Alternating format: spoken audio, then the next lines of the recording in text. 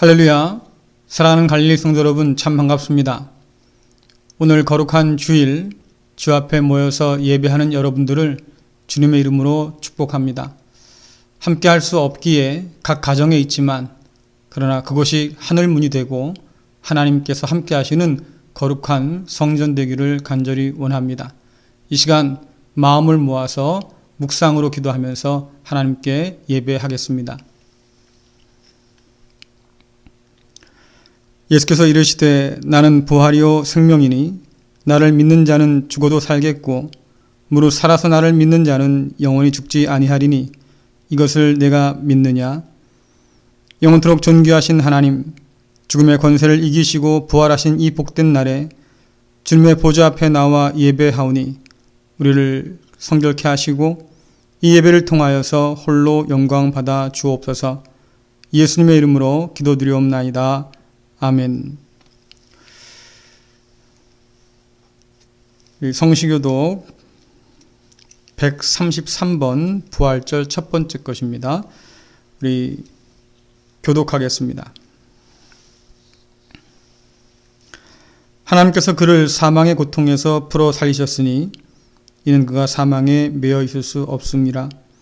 우리 주 예수 그리스도로 말미암아 우리에게 승리를 주시는 하나님께 감사하노니 그러므로 내 사랑하는 형제들아 견실하며 흔들리지 말고 항상 주일에 더욱 힘쓰는 자들이 되라.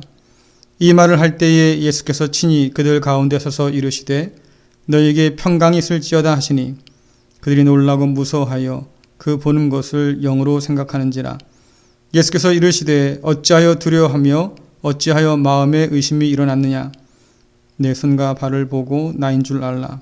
또 나를 만져보라. 영은 살과 뼈가 없으되 너희 보는 바와 같이 나는 있느니라. 그러나 이제 그리스도께서 죽은 자 가운데서 다시 살아나사 잠자는 자들의 첫 열매가 되셨도다. 예수께서 이르시되 나는 부활이요 생명이니 나를 믿는 자는 죽어도 살겠고 무릇 살아서 나를 믿는 자는 영원히 죽지 아니하리니 이것을 내가 믿느냐. 이르되 주여 그러하외다. 주는 그리스도시요 세상에 오시는 하나님의 아들이신 줄 내가 믿나이다. 아멘. 다 함께 사도신경으로 신앙 고백하시겠습니다. 전능하사 천지를 만드신 하나님 아버지를 내가 믿사오며 그 외아들 우리 주 예수 그리스도를 믿사오니 이는 성령으로 잉태하사 동정녀 마리아에게 나시고 본디오 빌라도에게 고난을 받으사 십자가에 못 박혀 죽으시고 장사한 지 사흘 만에 죽은 자 가운데서 다시 살아나시며 하늘에 오르사 전능하신 하나님 우편에 앉아 계시다가 저리로서 산자와 죽은 자를 심판하러 오시리라.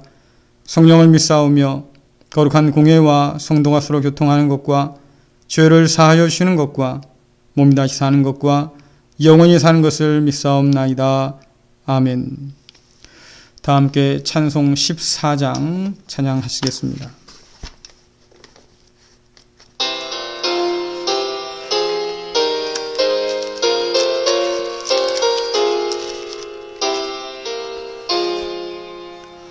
주리 하나님 하늘에 계시니 온 천하 만민 주 앞에 찬송하세. 이 천지 만물도 주 앞에 엎드려 그 거룩하신 이름을 늘 높이네. 주 언약하신 것 끝까지 지키니 저 하늘나라 향하여 곧 가리라. 주 얼굴 배울 때 내 맘이 기쁘고 영원히 주의 영광을 찬양하리. 왕의 왕 되신 주 하늘에 계시니 이 세상 죄악 이기신 구주 예수 저 천군 천사들 주옹위하고서 무성도 함께 영원히 늘 섬기네 성삼위일체께 승리한 무리들 다 기쁜 소리 높여서 감사드려 창조주 하나님 내 주님 되시니 주 앞에 나도 엎드려 경배하네.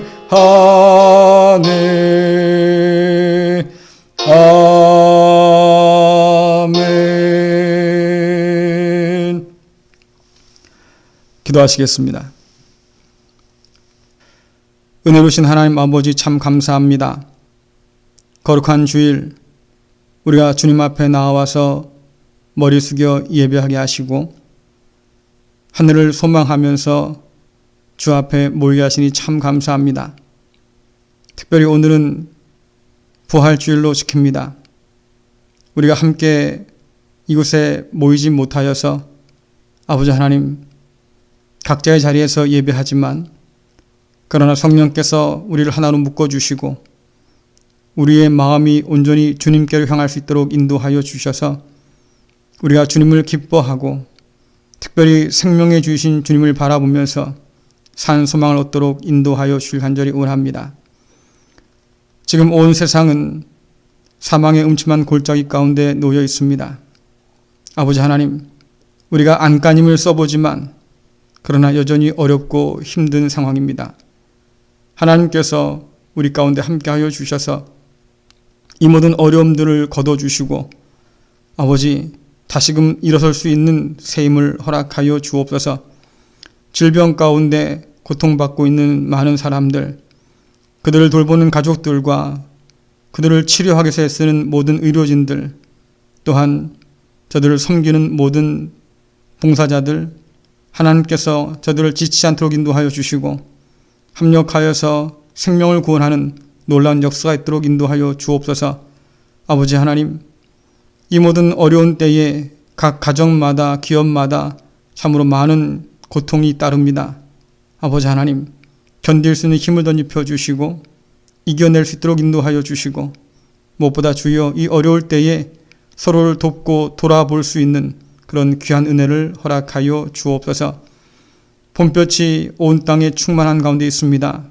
아버지 하나님, 주의 은혜의 빛을 허락하여 주셔서 우리의 얻은 모든 것들을 다 몰아내 주시고 오직 주님으로 인하여서 밝은 길을 걸어갈 수 있도록 항상 빛을 향하여서 걸어갈 수 있도록 아버지 우리 모든 발걸음을 인도하여 주옵소서. 특별히 오늘 말씀의 귀를 기울 때마다 하나님께서 깨닫게 하여 주옵시고 주의 음성으로 듣는 은혜가 있도록 인도하여 주시고 그 말씀 앞에 순종할 때마다 우리가 하나님의 기쁨으로 쓰임받는 은혜가 있도록 주여 도와 주옵소서. 예수님의 이름으로 간절히 기도드리옵나이다. 아멘. 오늘 주신 말씀은 고린도전서 15장 57절부터 58절까지 말씀입니다. 제가 봉독해 드리겠습니다. 우리 주 예수 그리스도로 말미암아 우리에게 승리를 주시는 하나님께 감사하노니 그러므로 내 사랑하는 형제들아 견실하며 흔들리지 말고 항상 주의 일에 더욱 힘쓰는 자들이 되라. 이는 너희 수고가 주 안에서 헛되지 않은 줄 알미라. 아멘. 할렐루야. 우리 사랑하는 성도 여러분 반갑습니다. 다시 한번 인사 나누겠습니다. 사랑합니다. 축복합니다. 잘 됩니다. 사랑합니다. 축복합니다. 잘 됩니다. 우리 한 번 더 인사 나눌까요? 우리 주님께서 부활하셨습니다. 우리 주님께서 부활하셨습니다. 네, 우리 주님의 부활의 생명이 또 그 능력이 여러분 가운데 역사할 수 있기를 간절히 축원합니다.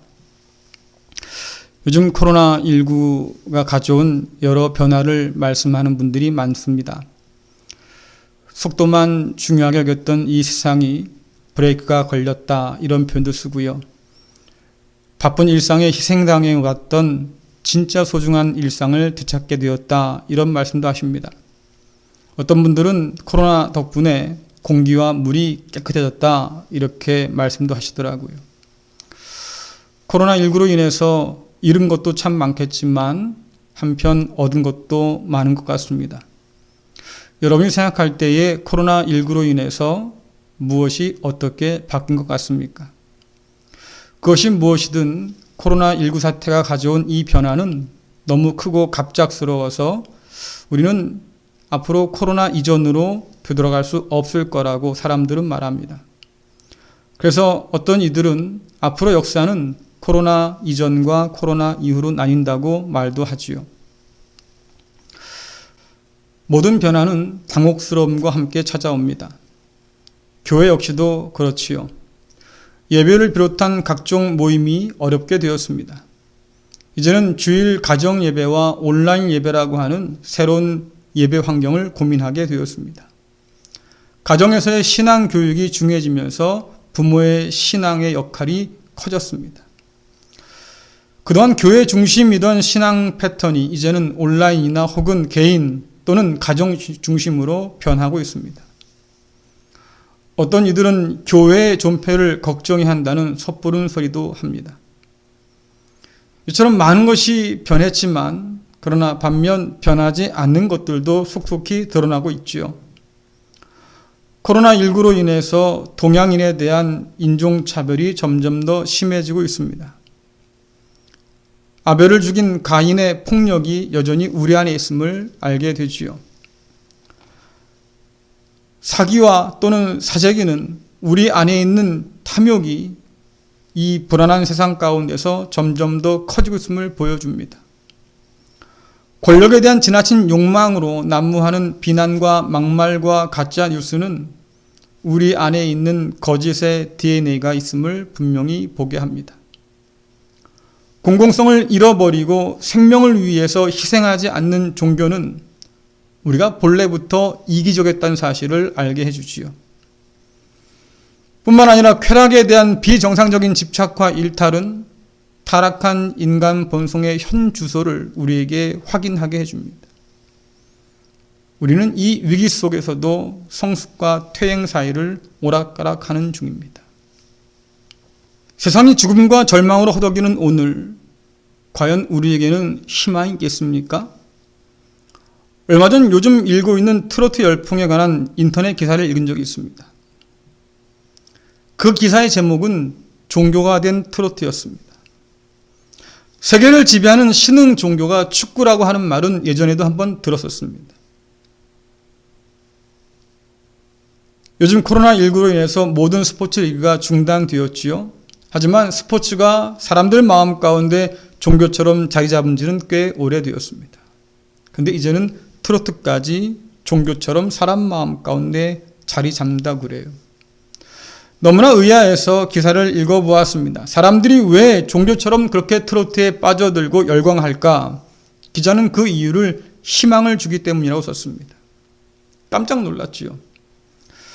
사실 위로와 공감 혹은 삶의 활력과 소망이라고 하는 것은 언제나 종교가 약속했던 것들이었습니다. 그런데 이제 사람들은 스포츠와 오락에서 삶의 위로와 소망을 찾고 있어요. 이것을 보면 사람들은 여전히 희망을 찾아 움직인다는 것을 알 수 있습니다. 물이 낮은 곳을 찾아서 틈을 찾아서 흐르는 것처럼 사람도 그렇게 희망을 찾아서 흘러가고 움직이지요. 그런데 사람들이 찾는 그 희망이라고 하는 것이 여전히 엉뚱한 것이어서 정말 우리에게 희망이 되지 못하는 것들에 대해서 희망을 찾으려고 하는 것이 문제입니다. 결국 엉뚱한 것에서 희망을 찾는 자들은 실망하게 되어 있습니다.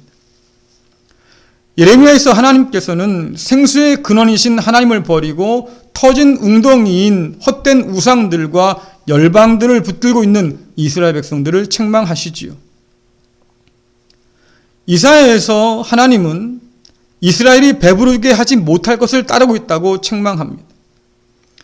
세상이 약속하는 희망은 결코 우리가 가진 절망을 해결해 주지 못합니다. 세상이 약속하는 희망은 결국 우리를 더 목마르게 할 것이고 더 깊은 좌절로 몰아 넣을 겁니다. 우리에게 희망을 약속하는 세상의 그 모든 것들은 결국 죽음이라는 최종 절망 앞에 서면 무너질 수밖에 없습니다. 우리에게는 진짜 소망이 필요하지요. 그러나 이 위기 속에서 우리는 진짜 소망과 거짓 소망 사이를 여전히 헤매고 있습니다. 기독교는 생명의 종교요 소망의 종교라고 불립니다. 왜냐하면 죽음을 넘어서는 생명을 약속하기 때문이지요. 저와 여러분이 주의를 지켜서 예배하는 까닭이 뭐겠습니까? 죽음을 이기시고 부활하신 주님을 기억하기 때문입니다. 우리는 부활주일에만 주님을 기억하며 축하하는 것이 아닙니다. 우리는 매주 일요일마다 주님께서 부활하심을 기억하며 함께 모여 예배합니다. 주일은 죽음이 생명 앞에 무릎을 꿇었음을 기억하고 기념하는 날입니다. 죽음이 끝이 아님을 말해주는 소망의 날이지요. 죽음을 이기고 부활하신 주님께서는 그를 믿는 모든 자들에게 동일한 승리를 약속하여 주셨습니다. 그런데 과연 오늘 우리는 이 주님의 승리와 소망을 얼마나 붙들고 살까요? 우리는 부활하신 주님이 주시는 승리를 통해서 마지막에 웃게 될 그런 사람들이지요. 여러분, 우리가 마지막에 웃게 될 사람이라고 하면 그 소망으로 인해서 오늘도 웃으며 담대하게 살 수 있지 않을까요? 앞서 말씀드린 대로 우리에게 웃음을 준다는 오락 프로그램이나 삶의 유일한 낙이라고 하는 각종 스포츠가 아니라 과연 우리는 진짜 소망을 붙들고 살까 하는 겁니다. 여러분 한번 생각해 보세요. 야, 요즘 나 그거 보는 재미로 살아. 야, 나 요즘 그 사람 때문에 살아. 우린 이런 말 많이 하지요. 야, 그거 없으면 어떨 뻔했냐. 인생에 낙이 없어. 이런 말도 우린 많이 합니다. 그래요. 내가 생각하고 의지하고 위로를 얻는 것. 여러분, 그게 우리가 섬기는 거지요. 근데 여러분 생각해 보십시오. 우리가 주님 없이 난 못 살겠다. 하나님 없이 내가 어떻게 살아? 내가 하루에 한 번이라도 하나님과 대화를 하지 않으면 나는 인생에 사는 낙이 없어. 뭐 우리가 이런 생각하고 삽니까? 우리는 세상이 준다는 소망에 너무 많이 마음을 뺏긴 시대를 살고 있습니다. 오늘 우리가 읽은 고린도전서는 바울이 고린도 교회에 쓴 편지입니다. 바울은 고린도 교회를 지금 걱정스러운 눈으로 바라보고 있습니다. 고린도 교회 안에 여러 문제가 교회를 교대지 못하게 흔들고 있기 때문이지요. 그들은 오늘날 많은 교회가 겪는 문제와 다르지 않은 일들로 고민하고 있습니다. 교회 내 리더십의 문제를 가지고 다툼이 일어났습니다. 누가 크냐? 누가 먼저냐? 서로 다투고 싸웁니다. 성도 간에도 불미스러운 일들이 가득했지요. 주님을 본받아야 할 교회가 세상을 본받아 살고 있었습니다. 누가 더 크냐? 누가 더 은사가 많으냐? 뿐만 아니라 부활이 없다는 사람들이 들어와서 성도들의 믿음을 뒤흔들어 놓았습니다. 오늘 우리가 읽은 고린도전서 15장은 이 부활의 문제를 특히 깊이 다룬 말씀이지요. 부활이 없다는 사람들의 거짓에 마음이 흔들린 성도들은 큰 불안에 빠집니다. 그러면 이미 죽은 성도와 살아있는 우린 도대체 뭐냐는 거지요. 부활이 없다고 하면 굳이 우리가 믿음으로 살아야 할 이유가 뭔가를 그들은 묻습니다. 우리가 신앙생활 하면서 사실 많은 것을 절제하지 않습니까? 그래도 세상 사람보다는 좀 낫게 살려고 말이지요. 세상 사람보다는 더 정직하게 살려고 말입니다. 욕심 부릴 거 좀 덜 부리고 주님 닮기 위해서 말입니다. 그렇게 몸부림치는데 만일에 부활이 없다고 하면, 그냥 이대로 끝이라고 하면 여러분들 굳이 그렇게 믿음으로 살 이유가 뭐가 있겠냐 하는 거지요. 전 이 질문을 안고 고민하는 고린도 교회 사람들이 그래도 좀 진지하고 솔직하다는 생각을 해봅니다. 부활의 소망에 관해서 별 관심이 없는 오늘날 성도들에 비하면 그들은 믿음에 훨씬 더 진지한 사람들이었습니다. 오늘날 그리스도인이라 불리는 사람들 한번 생각해 보세요. 여러분, 우리가 진리라고 믿는 그것이 과연 우리 삶에 얼마만큼의 영향을 줍니까? 우리는 과연 그 진리에 붙들려 살고 있을까요? 부활의 소망을 가르치긴 하지만 많은 사람들이 그렇게 생각할 거예요. 아, 그거 당장 필요 없습니다. 그거는 죽기 직전에 우리가 필요한 거지 우리가 살아갈 때 별로 그렇게 중요하지 않습니다. 아마 그렇게 생각하는 사람들도 있을 겁니다. 여러분, 그렇다고 하면 거짓에 속은 거예요. 바울은 고린도전서 15장을 통해서 바울 자신이 부활한 주님을 만난 증인이라고, 그리고 주님께서 부활하셨기 때문에 오늘 우리에게도 부활의 승리를 소망할 수 있음을 다시 한번 밝혀줍니다. 그뿐 아니라 주님의 부활이야말로 믿음의 사활이 걸린 진리인 것을 다시 한번 심지어 말하고 있습니다. 만일 주님께서 부활하지 않았다고 하면 사도들의 모든 가르침은 거짓에 불과할 겁니다. 그리고 그 거짓말을 믿고 목숨 걸고 사는 우리는 세상에서 가장 불쌍한 사람이라고 바울은 말하지요. 그러나 참 감사하게도 주님께서 참으로 부활하셨습니다. 사도들이 전한 모든 가르침은 그래서 진리지요. 게다가 그 진리에 목숨 건 자들에게는 죽음을 이기는 승리의 확신을 주신다고 성경은 말합니다. 오늘 바울은 흔들릴 수 없는 부활의 진리 위에 서서 흔들리는 고린도 교회를 격려하고 있습니다. 바울이 그들에게 어떤 권면을 줬을까요? 오늘 말씀에 의하면 첫 번째로 흔들리지 말라고 권하고 있습니다. 부활이 없다는 사람들의 거짓말에 속아서 흔들리지 말라는 말이지요. 사도들이 전한 복음을 굳게 붙들고 부활하신 주님께 소망을 두라는 것입니다. 여러분들, 우리가 흔들리지 않아야 할 이유가 뭐겠습니까? 부활의 승리와 소망이 의심할 수 없을 만큼 분명하기 때문에 그렇습니다. 주님께서 부활하셔서 죽은 자 가운데서 부활하신 첫 사람이 되셨습니다.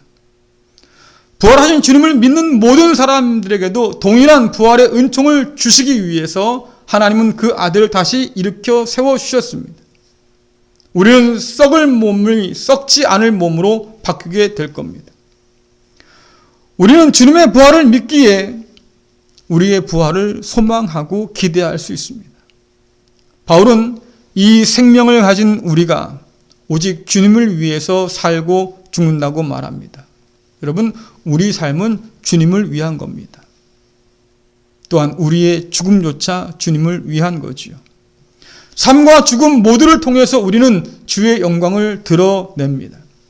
주님께서는 나를 믿는 자는 죽어도 살겠고 살아서 믿는 자는 영원히 죽지 않을 것이라고, 그것을 믿으라고 우리에게 말씀하십니다. 여러분, 우리의 상황은 언제나 변할 수 있어요. 그러나 주님은 변함이 없습니다. 세상이 무너지고 바뀌고 망하겠지만 그러나 우리를 향한 주님의 약속은 견고합니다. 땅이 갈라지고 무너질 때 사람들은 반석을 찾습니다. 왜? 흔들리지 않으니까. 거친 파도에 배가 흔들리고 뒤집겠지만 그러나 바위는 견고하지요. 인생의 홍수가 몰려와서 그 홍수 위에서 사람들이 휩쓸려 간다 할지라도 홍수 위에 자정하신 하나님을 붙든 자는 그 홍수에 휩쓸리지 않습니다. 여러분들, 흔들리지 않으려거든 흔들리지 않는 것을 단단히 붙들어야 합니다. 사랑하는 성도 여러분, 우리가 이 단단한 소망 안에 뿌리 박고 설 수 있기를 간절히 축원합니다. 그렇다고 하면 부활의 소망 가운데 우리가 산다고 하는 것을 무엇으로 알 수 있겠습니까? 두 번째 보니까 승리를 주신 하나님께 감사하고 있습니다. 사실 바울의 저지를 생각해 보면 이해하기 어려워요. 그는 지금 승리를 말할 처지가 아닙니다. 누가 봐도 바울은 첩첩산중이고 진퇴양난이란 말이 딱 어울리는 사람이죠. 매를 맞고 쫓겨남을 당합니다. 비난과 조롱을 당합니다. 살해 위협을 당합니다. 난파를 당하고 감옥에 갇히고 배반과 모욕을 당합니다. 여러분, 이보다 더 나쁠 수 있겠습니까? 절망하는 것이 당연하지요. 좌절하고 포기하는 것이 당연합니다. 원망하고 불평하는 것이 당연합니다. 슬퍼하며 탄식하는 것이 당연합니다. 그런데 오히려 바울은 하나님께 감사하라고 합니다. 예수 그리스도의 부활을 통해서 부활의 승리와 소망을 줬기 때문이지요. 부활의 승리를 확신하기 때문에 질그릇처럼 연약한 사람이지만 그러나 쓰러지거나 넘어져도 아주 엎드러지지 않습니다. 다시 일어나지요. 사방으로 우겨싸움을 당해도 결코 굴복하지 않습니다. 왜? 하나님의 그 승리가, 그 부활의 놀라운 소망이 우리 안에 있기 때문에 그렇습니다. 감사하기 어려운 상황 속에서 감사하는 것은 죽음을 이기신 주님의 생명과 하나님의 그 능력이 우리 안에 있음을 믿고 확신하기 때문이지요. 우린 고난 중에서 절망하며 한숨을 쉬는 것이 더 익숙한 사람들입니다. 이유를 알 수 없는 고난이라고 하면 낙심하고 원망하고 불평하는 것이 더 자연스러운 사람이지요. 그러나 부활하신 주님은 우리의 원망을 감사로 바꾸십니다. 우리의 불평을 기도로, 탄식을 찬양으로, 슬픔을 기쁨으로 하나님은 바꾸시는 분이십니다. 우리가 고난 중에도 감사할 수 있는 것은 죽음 가운데서 주님을 다시 살리신 그 승리의 하나님께서 우리도 바꿀 수 있다고 믿기 때문이지요. 감사를 통해서 생명의 빛이 우리 가운데로 들어옵니다. 감사를 통해서 능력의 그 놀라운 빛이 우리 삶을 단단하게 붙들어 줍니다. 사랑하는 성도 여러분, 어떤 상황에서도 우리에게 승리를 보증하시고 또한 주시는 그 하나님을 믿으면서 감사할 수 있기를 간절히 축원합니다. 세 번째로 바울은 부활의 소망을 가지고 있는 사람들에게 권면하지요. 주의 일에 힘쓰는 사람이 되십시오라고요. 여러분, 부활의 소망을 가진 자는 예수님의 생명으로 사는 사람입니다. 예수님을 살리신 하나님의 능력 안에 사는 사람이지요. 예수님의 생명을 나누어 가진 성도는 그 생명에 합당한 삶을 살게 되어 있습니다. 삶의 열매로 주님의 생명을 드러내지요. 주의 일에 힘쓰는 것은 고린도 교회가 지금까지 해왔던 일과 반대로 하면 되는 일들이에요. 누가 크냐 누가 높으냐를 두고 싸운 대신에 겸손함으로 서로를 주님처럼 대하며 섬기는 것, 그것이 곧 주의 일에 힘쓰는 것입니다. 어떤 상황에서도 사도들이 전해준 그 복음의 진리를 붙드는 것, 그것이 곧 주의 일에 힘쓰는 것입니다. 세상 사람들이 하지 않을 상식 이하의 일들을 벗어던지고 주님의 뜻에 순종하는 것, 그것이 곧 주의 일에 힘쓰는 것입니다. 온갖 불의와 거짓에 물들지 아니하고 이 세상 가운데서 정직하게 살고자 몸부림치는 것, 여러분, 그것이 주의 일에 힘쓰는 것입니다. 박해로 인해서 뿔뿔이 흩어진다 해도, 감옥에 갇히고 골방에 몸을 숨긴다고 해도, 그러나 포기하지 않고 타협하지 않고 오직 하나님 한 분만을 예배하며 사는 것, 여러분, 그것이 주의 일에 힘쓰는 것입니다. 최후의 승리를 믿으면서 서로를 붙들어서 믿음의 공동체를 더욱더 견고하게 세워주는 것, 여러분, 그것이 주의 일에 힘쓰는 것입니다. 세상과 다르게 산다고 하는 것은 우리에게 부활의 소망이 없으면 감당할 수 없는 일이지요.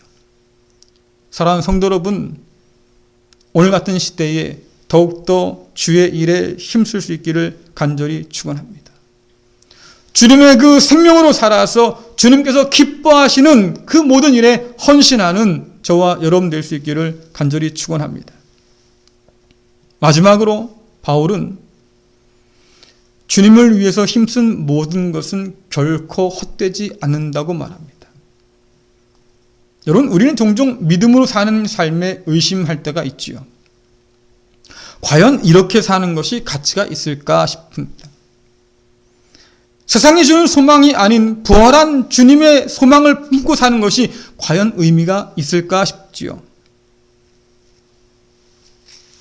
남들처럼 살고 싶지만 그러나 믿음 때문에 차마 그러지 못해서 남과 다르게 살려고 여러 가지를 포기하고 삽니다. 근데 문득 그런 생각 들잖아요. 야, 내가 이렇게 살아서 뭐 할까? 누가 알아준다고? 정말 이게 의미 있는 걸까? 근데 바울은 그런 말 하잖아요. 살아생전에 행한 것에 따라서 생명의 부활이나 심판의 부활로 나타난다고 말하잖아요. 여러분들, 살아생전의 삶과 죽음 이후의 삶은 결코 분리되어 있는 것이 아닙니다. 우리는 살아서 열매를 맺고 그 열매대로 부활하게 되어 있어요. 우리는 오늘의 삶에서 눈을 돌려서 부활만을 바라보며 사는 그런 어리석은 사람은 아닙니다. 오히려 우리는 이 세상을 살 때에 주님 것으로 살고 주님 것으로 죽습니다. 우리는 죽은 후에나 주님의 것이 되는 것이 아니라 지금 살아있는 이 순간에도 우리는 주님 것으로 살고 있는 겁니다. 그리고 눈을 감을 때도 여전히 우리는 주님의 것으로 눈을 감습니다. 왜요? 우리 주님께서 피로 값주고 사셔서 하나님의 것이 되게 하셨기 때문이지요. 하나님은 우리가 주를 위해 힘쓴 모든 것을 반드시 기억하는 분입니다. 그분은 우리의 머리털까지 다 세신 분 아니겠습니까? 우리의 기쁜 속까지 다 헤아리신 분 아니시겠습니까? 우리의 모든 생각을 다 꿰뚫는 분이 아니시겠습니까? 그러니까 우리가 애쓴 모든 것들을 하나님 알고 계십니다. 그래서 주를 위해서 힘쓴 모든 것은 결코 버려지거나 낭비되지 않습니다. 결코 헛되지 않습니다. 바울은 선을 행하다가 낙심하지 말라고 우리에게 권고하지요. 우리가 포기하지 않는다면 때가 이르러서 분명히 거둔다고 바울은 말합니다. 하나님은 하나님을 찾고 믿는 자들에게 보상해 주시는 분이시지요. 원수의 목전에서 왕과 함께 먹고 마실 수 있는 그런 상을 베풀어 주시는 분이십니다. 하나님을 믿을 때 우리의 모든 것이 헛되지 않음을 우리는 믿을 수 있습니다. 사랑하는 성도 여러분, 이 고난의 때에 우리는 이런저런 신앙에 많은 회의를 갖게 됩니다. 하나님 믿어도 소용없더라. 예수님 믿어도 별것 없더라. 괜히 믿은 것 같아. 아무것도 없는데. 그러나 여러분들, 이런 고난의 때에 죽음을 이기고 부활하신 주님 바라볼 수 있기를 간절히 소원합니다. 우리에게 승리를 주시는 하나님을 믿으면서 그 소망을 잃지 않기를 간절히 축원합니다. 진리 안에서 흔들지 말고 주님께 속한 사람답게 주일에 힘쓸 수 있기를 간절히 원합니다. 주를 향한 우리의 순종과 헌신은 결코 헛되지 않아서 생명의 부활을 가져다 줄 겁니다. 이 놀라운 부활의 소망이 절망의 시대를 믿음으로 살아가는 저와 여러분에게 함께 할 수 있기를 간절히 축원합니다. 기도하겠습니다. 은혜로우신 하나님 아버지 감사합니다. 그리스도 예수를 통하여서 우리에게 부활의 산 소망을 허락하여 주셔서 세상의 헛된 소망을 버리고 죽음을 넘어서는 부활의 소망을 품고 살게 하시니 참 감사합니다. 은혜로우신 하나님 아버지, 예수의 생명으로 살도록 인도하여 주셔서 주를 위한 선한 일에 힘쓰는 자 되도록 도와주옵소서. 선을 행하되 낙심하지 않도록 인도하여 주시고 열매 맺기까지 최선을 다할 수 있도록 주여 도와주옵소서.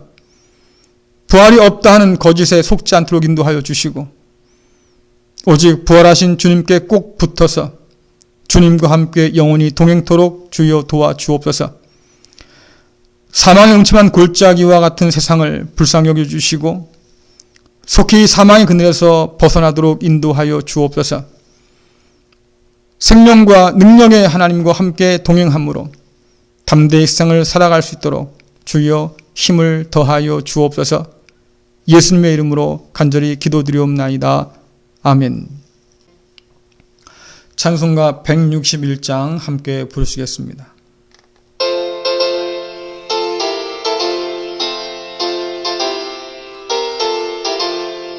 할렐루야 우리 예수 부활 승천하셨네.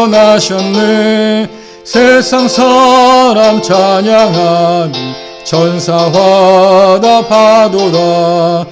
구주 예수 부활하사 사망 권세 이겼네. 구주 예수 부활하사 사망 권세 이겼네. 할렐루야 우리 예수 왕의 왕이 되시고 우리들의 중보 되신 성령 증거하시네. 구주 예수 부활하사 처음 열매 되셨네. 구주 예수 부활하사 처음 열매 되셨네. 할렐루야 우리 예수 흠과 티가 없도다. 무덤 속에 있는 죄인 주가 일으키시네. 구주 예수 부활하사 영광 주로 오시네. 구주 예수 부활하사 영광 주로 오시네. 기도하겠습니다.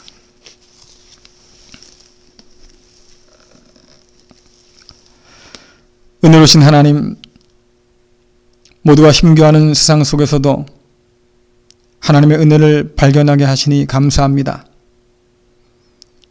또한 그 은혜를 기억함으로 하나님께 기쁜 마음으로 예물 드릴 마음 주심도 참 감사를 드립니다. 기쁨으로 드리는 예물과 삶의 열매들을 받아주시고 드린 모든 백성들에게 하늘의 은혜로 더욱 충만하게 하여 주옵소서. 어려움 중에 있는 가정들, 아픔 중에 있는 성도들, 홀로 외로이 제단을 쌓으며 예배하는 어르신들, 또한 불안한 내일을 바라보면서 걱정하고 염려하는 우리의 자녀들을 기억하여 주시고 저들의 삶에 함께하여 주셔서 위로하시며 새 힘을 더하여 주옵소서. 날마다 하나님의 자녀들에게 쓸 것을 공급하여 주옵시고 날마다 새 힘을 허락하여 주옵시고 주님과 함께 동행하는 복 있는 인생 될 수 있도록 우리에게 은혜를 더하여 주옵소서. 예수님의 이름으로 기도드리옵나이다. 아멘. 광고 몇 가지만 전해드리겠습니다. 오늘은 부활주일이지요. 코로나19 관계로 우리가 4월 19일까지 가정예배로 대체하기로 결정했습니다. 이후 날짜를 정해서 부활 감사 예배를 드릴 예정입니다. 속히 모든 예배와 집회가 정상화될 수 있도록 여러분 기도 부탁드리겠습니다. 예배 중 드린 헌금과 11조 또 감사헌금은 온라인 헌금을 통해서 드릴 수 있습니다. 또는 함께 모일 때 드리면 되겠습니다. 신금순 집사님께서 지난주에 백내장 수술하셨는데요. 이번 주에도 다른 한쪽 마저 수술하십니다. 여러분 위에서 기도 부탁드립니다. 예배 후에 생일 축하 및 기도가 있습니다. 기도하겠습니다.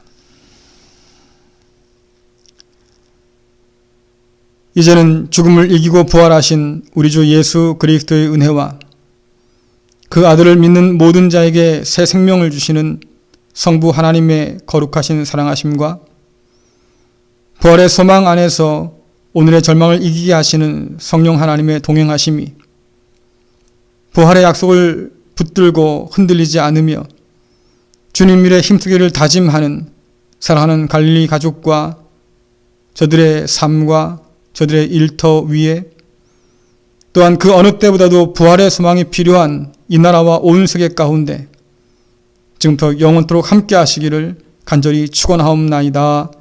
아멘.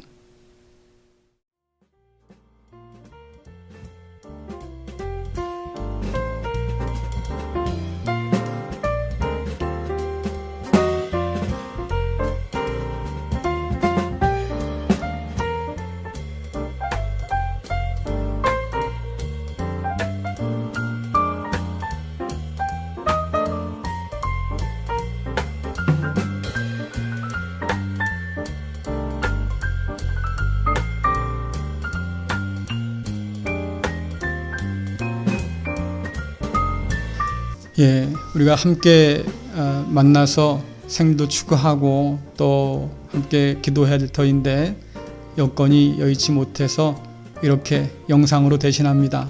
3월달, 4월달 생일 맞이하신 분 축하드리고요.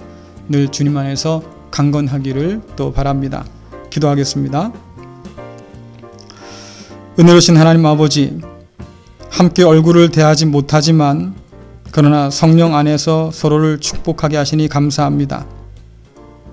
3월달과 4월달에 태어난 주의 거룩한 백성들, 아버지 그의 태어남이 복이 되게 하여 주시고 그의 존재가 기쁨이 되도록 인도하여 주시고 그의 삶이 은혜가 되도록 주여 역사하여 주옵소서.